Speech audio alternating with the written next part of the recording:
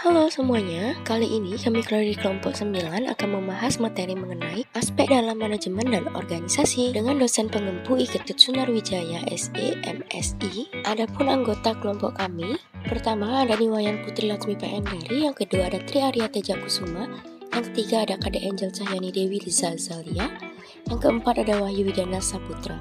Adapun sangkupan materi yang akan kita bahas, yang pertama, ketepatan dalam memahami pentingnya sebuah manajemen dalam suatu organisasi. Kedua, memahami aplikasi dari fungsi-fungsi manajemen. Ketiga, mempersiapkan SDM yang diperlukan serta merancang suatu pola manajemen yang tepat. Keempat, menjelaskan analisis jabatan, perencanaan jabatan, dan perencanaan SDM serta memahami bentuk-bentuk organisasi dalam perusahaan. Baik, yang pertama akan dibahas oleh pembicara pertama.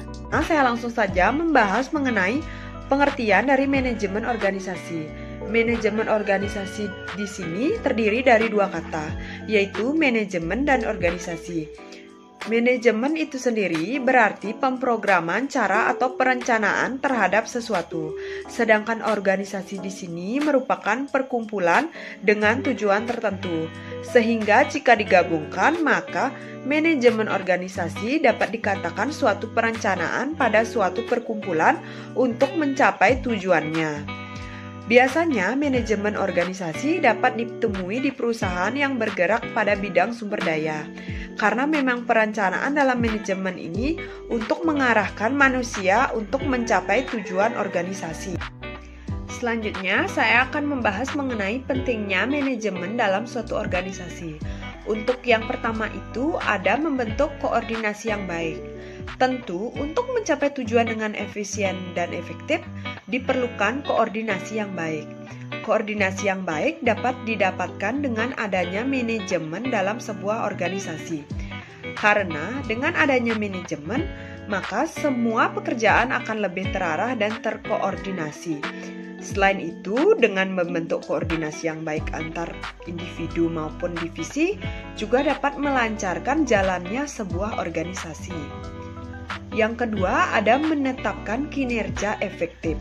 Sama seperti tujuan dasarnya, yaitu mewujudkan tujuan organisasi dengan efektif. Untuk mewujudkan tujuan dengan efektif, maka juga diperlukan kinerja yang efektif pula. Dengan kinerja yang efektif dan terarah, maka tujuan dari organisasi juga akan lebih mudah tercapai. Yang ketiga, ada membuat lingkungan yang nyaman. Untuk membuat kinerja yang efektif, maka harus diciptakan lingkungan yang nyaman. Karena dengan lingkungan yang nyaman dapat membuat anggota menjadi semangat untuk melakukan pekerjaannya. Selain itu, lingkungan yang nyaman juga membuat segala permasalahan dapat didiskusikan dengan baik. Baik, terima kasih. Di sini saya akan membahas tentang memahami aplikasi dari fungsi-fungsi manajemen. Fungsi manajemen organisasi. Fungsi dari manajemen ini terbagi menjadi beberapa tahapan, di mana tahapan-tahapan tersebut tentunya memiliki fungsi tersendiri untuk tercapainya tujuan. Berikut di bawah adalah berbagai fungsi dari manajemen dalam sebuah organisasi. Yang pertama ada planning. Planning juga sering disebut dengan fungsi perencanaan yang menyiapkan kegiatan dalam organisasi. Selanjutnya ada lead. Lead memiliki arti sebagai fungsi pengarahan. Setelah memiliki fungsi perencanaan, manajemen satu ini juga memiliki fungsi pengarahan. Yang selanjutnya ada controlling. Tentunya yang satu ini juga bisa disebut sebagai sebutan fungsi kontrol. Tidak jauh berbeda dengan fungsi pengarahan sebelumnya. Yang selanjutnya ada organizing. Itu fungsi pengorganisasian adalah sebutan lain untuk fungsi organizing. Dalam fungsi ini diharapkan pemimpin organisasi dapat merencanakan dan memberikan kebijakan yang efektif. Lalu ada motivation.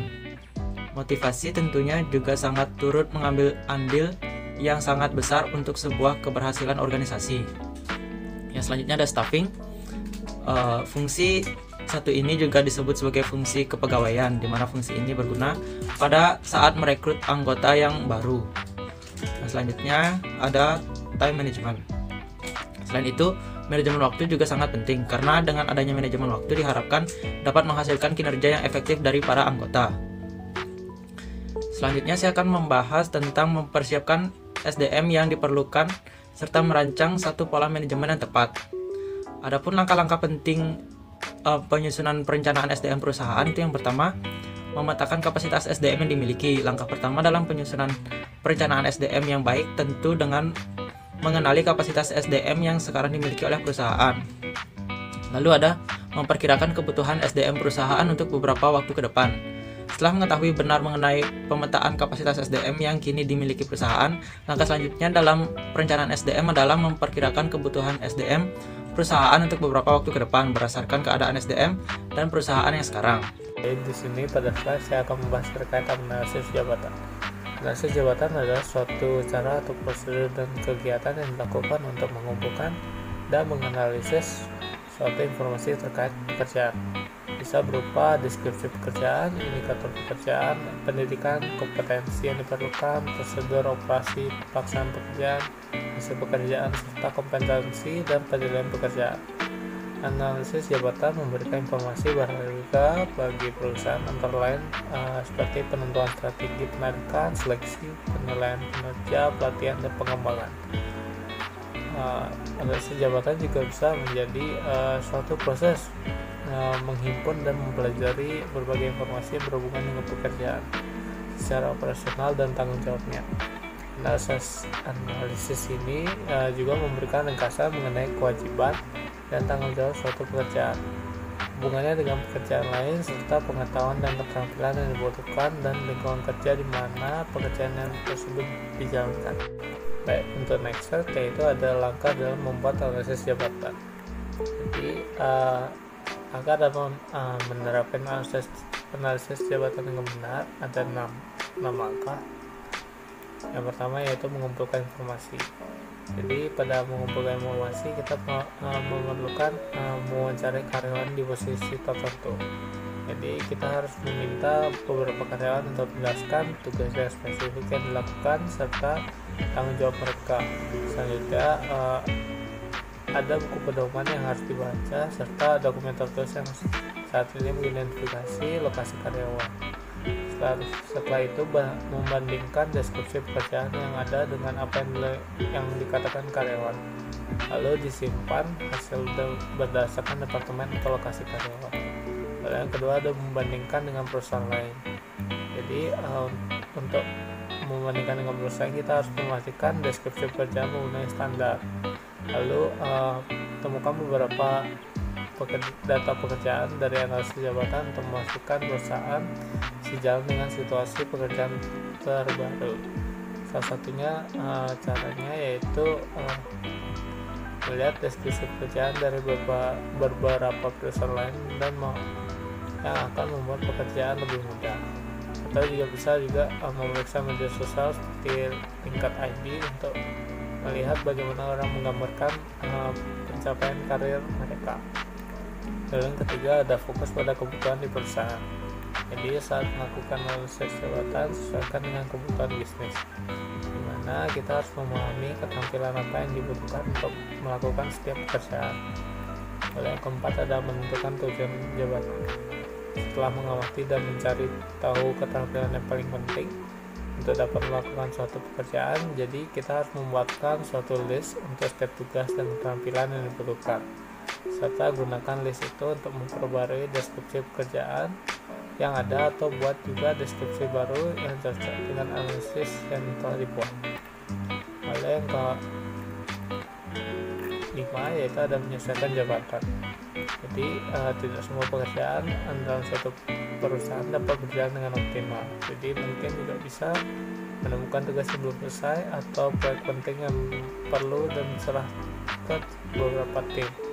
Jadi kita harus menemukan tugas yang dapat dilakukan oleh tim atau karyawan lain dengan baik atau lebih mudah untuk diselesaikan. Lalu yang keenam ada membuat job desk atau job description. Jadi deskripsi pekerjaan adalah salah satu output dari analisis pekerjaan. Jadi di mana di sini akan dijelaskan pekerjaan itu apa dengan jelas dan akurat agar bisnis berjalan lancar. Baik, sekian dari saya. Terima kasih. Baik, di sini saya akan menjelaskan mengenai pengertian perencanaan SDM. Dalam sebuah perusahaan, perencanaan SDM merupakan sebuah hal yang penting dan harus dilakukan semaksimal mungkin. Tanpa melakukan hal tersebut dengan benar, tentu perusahaan akan lebih sulit untuk berkembang serta bersaing dengan kompetitornya. Tentu saja, suatu sudah bukan rahasia umum jika di dalam perusahaan yang baik maka terdapat sistem perencanaan tata sumber daya manusia yang baik pula. Sehingga untuk bisa melaksanakan visi misi perusahaan sepenuhnya, maka perencanaan ini harus dibuat dengan baik dan teliti. Selanjutnya, adapun manfaat perencanaan SDM. Dimulai dari memahami lebih dulu apa saja yang menjadi manfaat dari perencanaan SDM. Dengan merencanakan sebuah sumber daya yang dimiliki suatu perusahaan dengan baik, maka tentu diperoleh beberapa manfaat secara maksimal, meliputi hal berikut. Yang pertama ada meraih visi dan misi perusahaan secara lebih optimal. Melalui perencanaan SDM berkualitas yang sesuai, maka akan lebih memudah bagi perusahaan untuk mencapai visi dan misi yang telah ditentukan. Yang kedua ada mengembangkan pendapat. Tentu saja sumber daya yang berkualitas mampu memberikan hasil yang optimal pada perusahaan, sehingga melalui perencanaan sumber daya yang sesuai akan didapatkan kandidat terbaik yang bisa bekerja maksimal dalam memajukan dan meningkatkan pendapatan perusahaan. Yang ketiga ada mengalokasikan sumber daya sesuai kebutuhan dan kemampuan. Tiap sumber daya tentu berbeda-beda kemampuan dan keahlian. Dengan melakukan perencanaan yang baik, otomatis porsi yang dibutuhkan oleh perusahaan dapat terisi sepenuhnya. Oleh sebab itu, secara tidak langsung hal ini bisa membantu memajukan perusahaan menjadi lebih baik dan berkembang maksimal. Adapun jenis-jenis struktur organisasi yang sering digunakan oleh perusahaan. Yang pertama adalah struktur fungsional. Struktur organisasi fungsional merupakan struktur organisasi yang paling umum digunakan sebuah organisasi atau perusahaan. Dalam struktur organisasi fungsional, pembagian kerja dilakukan berdasarkan fungsi manajemen seperti keuangan, produksi, pemasaran, dan sumber daya manusia. Selanjutnya ada struktur divisional. Struktur organisasi divisional adalah struktur organisasi yang dikelompokkan berdasarkan kesamaan produk, layanan, pasar, dan letak geografis. Jenis struktur organisasi ini biasanya diterapkan di perusahaan yang berskala menengah ke atas. Hal ini dikarenakan biaya operasional yang lebih tinggi jika dibandingkan dengan bentuk organisasi fungsional. Selanjutnya ada struktur matriks. Struktur organisasi matriks merupakan gabungan dari struktur organisasi fungsional dan struktur organisasi divisional. Penggabungan dua struktur organisasi ini bertujuan untuk menutupi kekurangan-kekurangan yang terdapat pada kedua bentuk organisasi tersebut. Struktur organisasi matriks ini sering disebut juga dengan struktur organisasi proyek, karena karyawan yang berada di unit kerja fungsional juga harus mengerjakan kegiatan atau tugas-tugas proyek organisasi yang ditugaskan kepadanya. Yang keempat, ada struktur komite atau proyek. Struktur organisasi komite adalah bentuk organisasi di mana tugas kepemimpinan dan tugas tertentu dilakukan secara kolektif oleh sekelompok pejabat yang merupakan komite atau dewan atau board dengan pluralistic manajemen. Dalam struktur organisasi ini, setiap petugas kepemimpinan dan tugas-tugas khusus lainnya harus dilakukan dan dipertanggungjawabkan secara kolektif oleh sekelompok pejabat yang merupakan dewan atau komite. Yang terakhir ada struktur tim kerja. Struktur organisasi tim kerja adalah sebuah struktur organisasi yang dibuat sewaktu-waktu demi menangani sebuah proyek yang sifatnya tak terduga atau mendadak. Susunan ini dibentuk dari karyawan-karyawan yang handal dan bisa menyelesaikan masalah dengan cepat. Baik, sekian pemaparan dari kelompok 9. Jika ada salah kata, kami mohon maaf dan terima kasih telah menonton video ini sampai akhir.